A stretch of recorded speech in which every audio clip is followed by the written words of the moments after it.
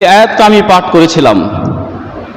আল্লাহ পাক রব্বুল আলামিন তিনি বলছেন, ইন্নাল্লাযীনা ক্বালু রাব্বুনাল্লাহু সুম্মা ইসতাকামু তাতানাজ্জালু আলাইহিমুল মালায়েকা আল্লা তাখাফু ওয়া লা তাহজানু ওয়া আবশিরু বিল জান্নাতিল্লাতী কুনতুম তুআদুন। ভালো করে শুনুন, আল্লাহ পাক রব্বুল আলামিন বলছেন, যেই লোকগুলো বলবে আমার রব হচ্ছে আল্লাহ, আমার রব হচ্ছে আল্লাহ, এই কথা যে বলে নিল, এটা যে স্বীকৃতি দিয়ে দিল, নিজে যে স্বীকার করে নিল, তারপরে সুম্মাস্তাকামু দ্বীন ইসলামের প্রতি, তাওহীদের প্রতি, দ্বীন ইসলামের প্রতি ইস্তেকামত থাকলো, দ্বীনের প্রতি অটল থাকলো, আল্লাহ পাক রব্বুল আলামিন বলছেন ওই ব্যক্তির সামনে যখন তার মৃত্যুর সময়টা ঘনিয়ে আসবে, আর কয়েক মিনিট পরে তার মৃত্যু হয়ে যাবে, এরকম টাইম যখন চলে আসবে, আল্লাহর পক্ষ থেকে ওই ব্যক্তির সামনে ফারিস্তাকে নিয়ে আসা হবে, আর ওই ফারিস্তারা এসে ওই ব্যক্তিকে বলবে, আল্লাহ তাখাফু, তুমি ভয় করো না, ওয়ালা তাহজানু, তুমি চিন্তা করো না, ওয়া আবশিরু, তুমি খুশি হও, বিল জান্নাতি, ওই জান্নাতের সুসংবাদ তুমি নিয়ে নাও, যেই জান্নাতের সুসংবাদের ওয়াদা আল্লাহ পাক রব্বুল আলামিন তোমাদের সাথে করেছেন। তাহলে বুঝে গেল, যারা বলল যে আমার রব হচ্ছে আল্লাহ, এবং এই কথা বলার পরে যারা দ্বীনের প্রতি ইস্তেকামত থাকলো, অটল থাকলো, আল্লাহ পাক রব্বুল আলামিন মৃত্যুর টাইমে ওই লোকগুলোর সামনে ফারিস্তাকে অবতীর্ণ করবেন, এবং ফারিস্তারা মৃত্যুর আগে, আজরাইল তখন আসবে না, তার আগে ওই ব্যক্তির সামনে সুন্দর করে বলবে, আল্লাহ তাখাফু, ভয় করো না, ওয়ালা তাহজানু, চিন্তা করো না, উবশিরু বিল জান্নাত, তোমার জন্য সুসংবাদ রয়েছে আল্লাহর ওই জান্নাতের, যে জান্নাতের ওয়াদা আল্লাহ পাক রব্বুল আলামিন তোমাদের সাথে করেছেন। এবারে আয়াতটার একটু ব্যাখ্যা করি আপনাদের সামনে। দ্বীন ইসলাম তো আমরা সবাই মনে করি পালন করি, সবাই তো আমরা মুসলমান, কিন্তু দ্বীন ইসলামের প্রতি ইস্তেকামত সবারই নেই। ইস্তেকামত মানে হচ্ছে জান যাক বা থাক, যতদিন আল্লাহ আমার দেহ প্রাণ দিয়েছে নামাজ ছাড়বো না, আমার জান যাক বা থাক, যতদিন আল্লাহ পাক রব্বুল আলামিন আমার দেহ প্রাণ দিয়েছেন, হায়াত দিয়েছেন, আমি মিথ্যা কথা বলবো না, সুদ খাবো না, শরাব পান করবো না, ইসলামকে ফলো করে তার প্রতি কায়েম দায়েম থাকার নাম হচ্ছে ইস্তেকামত। আর ইস্তেকামত প্রত্যেকটা মানুষের মধ্যে হওয়া অবশ্যই জরুরি। একজন মানুষ যদি মনে করে নাই যে আমি আমার সিলেবাসকে এমনভাবে পড়াশোনা করব যাতে আমি নাম্বার 90% নিয়ে আসতে পারি, এই টার্গেট নিয়ে দিন রাত সে পরিশ্রম করে, তার পিছে মেহনত শুরু করে দেয়, সে তাকেই বলা হয় ইস্তেকামত, যে আমার যতই বিপদ আপদ আসুক না কেন, আমি দ্বীন ইসলাম থেকে ফিরে যাব না, যেই মতো সাহাবারা ফিরে যায়নি। উদাহরণস্বরূপ আপনাকে বলি, নবী মুসা আলাইহিস সালাম যখন তিনি আসলেন ফিরাউনের কাছে, আল্লাহ পাক রব্বুল আলামিন বললেন যে তুমি ফিরাউনের কাছে যাও, এবং ফিরাউন সে গুনাহগার সরকার হয়ে গেছে, সে জালেম হয়ে গেছে, ফিরাউনকে তুমি দ্বীনের কথা বলো। তখন নবী মুসা তখন ওখান থেকে বের হলেন নিজের স্ত্রীকে নিয়ে এবং নিজের ছেলেকে নিয়ে রাস্তায় আস্তে আস্তে তখন তিনি আল্লাহর কাছে দোয়া করেছিলেন, রব্বিশরাহ লি সাদরি ওয়া ইয়াসসির লি আমরি ওয়াহলুল উকদাতাম মিন লিসানি ইয়াফকাহু কাওলি। খুব শর্টকাটে বলছি, এই দোয়া করার পরে যখন ফিরাউন জানতে পারল যে নবী মুসা নাকি আমার দেশে আসছে, যে আমার একটা লোককে মেরে পালিয়ে গিয়েছিল দেশ ছেড়ে, 10 বছর কাটিয়ে নাকি আমার দেশে আসছে, তাকে তো ছাড়া হবে না। তখন ফিরাউন আগে জানতে পেরেছিল সে নাকি জাদু জানে, অনেক নাকি জাদুবিদ্যা সে জ্ঞান অর্জন করেছে। নবী মুসার কাছে মুআজিজা ছিল, তিনার হাতে যে লাঠিটা থাকতো, লাঠিটা ছেড়ে দিলেই সাপ হয়ে যেত। এইগুলো যখন ফিরাউন আগেই জানতে পেরেছিল, তখন সে জাদুঘরকে ঠিক করলো যে তাকে জাদু দিয়েই তাকে কি করতে হবে, কাবু করতে হবে এবং তাকে হত্যা করতে হবে। এই জন্য সেই যুগে টপ লেভেলে যারা জাদুবিদ তাদেরকে জড়ো করা হয়েছিল। তারা যখন এক জায়গায় জমায়েত হলো, হওয়ার পরে এবার এলান হয়ে গেল যে নবী মুসা এবং এই আমার জাদুঘরের সঙ্গে কালকে মোকাবিলা হবে এই মাঠের মধ্যে। এবার নবী মুসা আসলেন, ওই জাদুঘরেরা আসলো, আসার পরে তখন এবার মোকাবিলা শুরু হবে। সমস্ত লোক দাঁড়িয়ে দেখে নবী মুসা আলাইহিস সালাম সেই নিজের হাতের লাঠিখানটা শুধু ছেড়ে দিলেন, আর সেই লাঠিটা যখন সাপ হয়ে গেল এবং ওই জাদুঘরেরা বিপক্ষে ফেরাউনের পক্ষের জাদুঘরেরা কি করেছিল, তারা অনেক মোটা মোটা রশিকে জাদুর মাধ্যমে সাপ বানিয়ে দিল। এবার নবী মুসা আলাইহিস সালামের লাঠি যে সাপ হয়ে গেছিল, এই সাপ ওদের সাপগুলোকে সবটাকেই খেয়ে ফেললো। খেয়ে ফেলার পরে সেই সাপ যখন ফেরাউনকে তাড়া করেছে, ফেরাউন তখন সেই চেয়ার থেকে উঠে সিংহাসন ছেড়ে দিয়ে এবার রাজ দরবারে তখন লুকার চেষ্টা করেছে।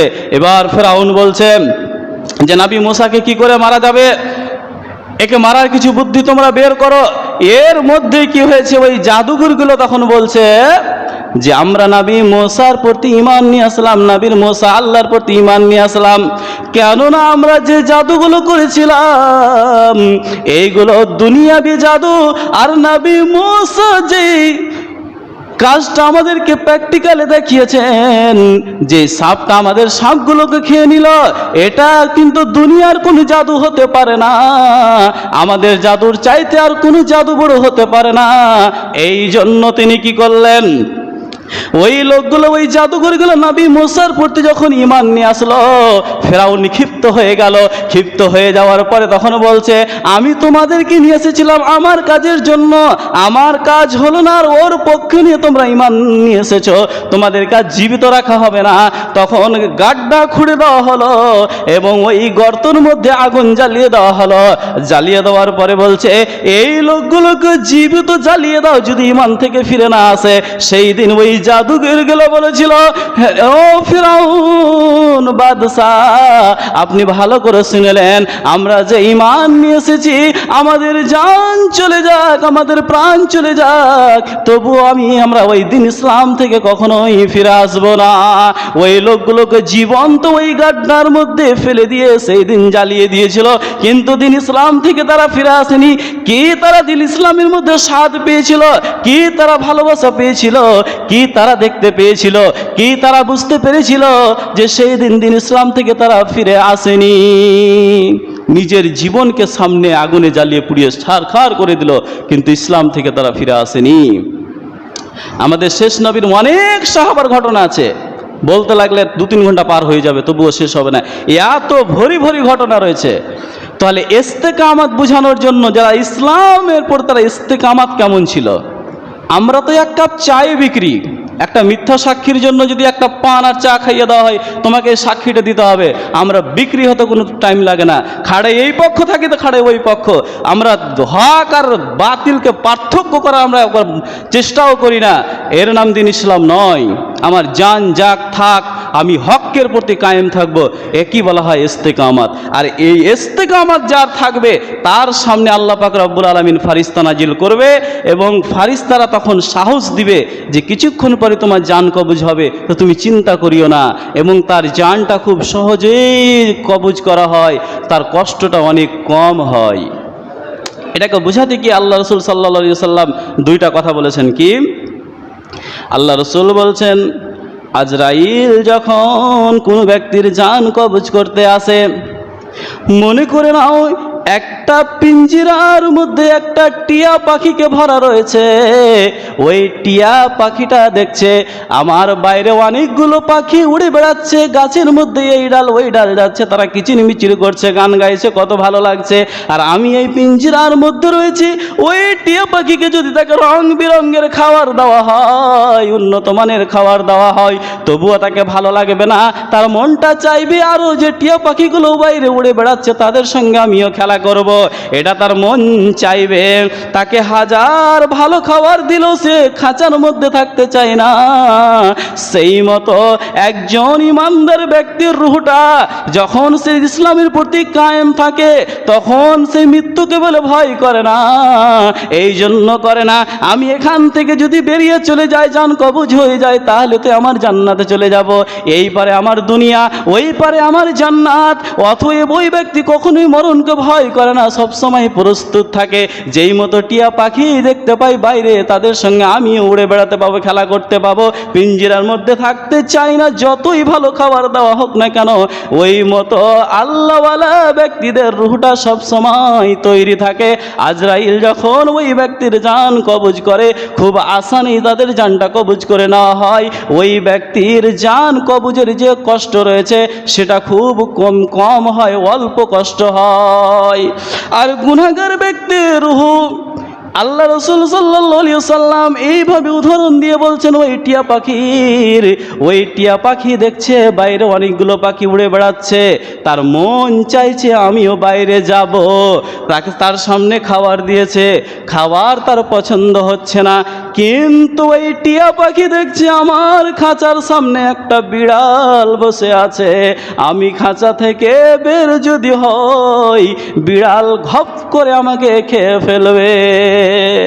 তো টিয়া পাখি তখন ভাবছে আমার জন্য খাঁচাটাই ভালো, বাইরে আমি যাব না, আর অন্য পাখির সাথেও খেলা করব না, যা মালিক খাবার দিয়েছে ওটাই ভালো। টিয়া পাখি জানে আমার খাঁচার সামনে বিড়াল রয়েছে, বিড়াল আমাকে ছাড়বে না। গুনাহগার ব্যক্তির রূহ সেই মতো আল্লাহর নবী বলছেন ওই রূহটা তার দেহ থেকে বের হতে চাইবে না, কেননা ওই রূহ জানে বের হলে কবরেই তার শাস্তি শুরু হয়ে যাবে। খালি বের হতে যতক্ষণ দেরি, তখন ওই ব্যক্তির রূহ বের হতে চাইবে না। আজরাইল তখন ওই ব্যক্তির রূহটাকে খুব কড়া করে যখন ধরে দেহ থেকে বের করে, তখন তাকে নিংড়ে কুসরের রসকে যেমন পিড়ানো হয়, নাজিয়াতে কারকামান্না শীতাতে নাস্তা সুরাতে বলা হয়েছে, কুসরের রসকে যেমন পিড়ানো হয় দিয়ে রস বের করা হয়, ওই রকমভাবে আজরাইল তার দেহ থেকে খিচে টেনে নিংড়ে তখন তার রূহটাকে বের করে। আর যখন তার জান কবজ হয়, পায়ের দিক থেকে শুরু হয় জান কবজ, পা আস্তে আস্তে অবাস হতে শুরু হবে, তারপরে আস্তে আস্তে উপরে উঠবে, তারপরে আস্তে আস্তে উপরে উঠবে, নিচের দেহ আস্তে আস্তে অচল হয়ে যাবে, আস্তে আস্তে বের হতে হতে রুহটা যখন এই সামনে চলে আসবে, তার চোখ দিয়ে আর নাক দিয়ে রুহ বেরিয়ে চলে যায়। এটা হচ্ছে গুনাহগার ব্যক্তির জান কবজ। তো এই যে আল্লাহর একটা ফারিস্তা, মৃত্যুর আগে কিছু ফারিস্তা, কয়েকজন ফারিস্তা আসবে, তাদের সঙ্গে কথা বলবে। এটা তো হলো নেককার ব্যক্তির। গুনাহগার ব্যক্তির কি আসবে না? আসবে। গুনাহগার ব্যক্তির সামনেও রূহ আসবে, রূহর সামনেও, ওই ব্যক্তির সামনেও গুনাহগার জাহান্নামের ফারিস্তা আসবে। আসার পরে বলবে তোমার দেহ থেকে তুমি খালি বের হতে যতক্ষণ দেরি তোমার আযাব শুরু হয়ে যাবে। তখন ওই ব্যক্তি মৃত্যুকে বলে ভয় পায়, ওই ব্যক্তি তখন মরতে চায় না, তার ইচ্ছা করে না আমি মরব, কিন্তু আজরাইলের হাত থেকে কেউ রেহাই পাবে না। মানুষের খেলা কতক্ষণ? যতক্ষণ জানটা বের না হয়েছে ততক্ষণ। দুনিয়াতে দাপট, খেলা ইত্যাদি টাইম হলো তার জান বের হওয়া পর্যন্ত। একটা কথা বলে মানুষ, পৃথিবীতে যতই ক্ষমতা মানুষের থাক না কেন, ডোনাল্ড ট্রাম্পের খুব ক্ষমতা, জর্জ বুশের খুব ক্ষমতা ছিল, কিন্তু সময়ের কাল তাকে ছাড়েনি, তাকেও দুনিয়া ছেড়ে চলে যেতে হয়েছে। সময়ের কাল কাউকে কিন্তু ছেড়ে দিবে না। সময় এমন একটা জিনিস যে সময় কাউকে ছেড়ে কোনো দিন কথা বলে না। আজকে দাপট আছে, একদিন আমার নাম লেনেওয়ালা কেউ থাকবে না, আমাকে পৃথিবী ছেড়ে চলে যেতে হবে। খালি চিন্তার বিষয় যে আমি ইস্তেকামা দিন ইসলামের প্রতি কেন করব না।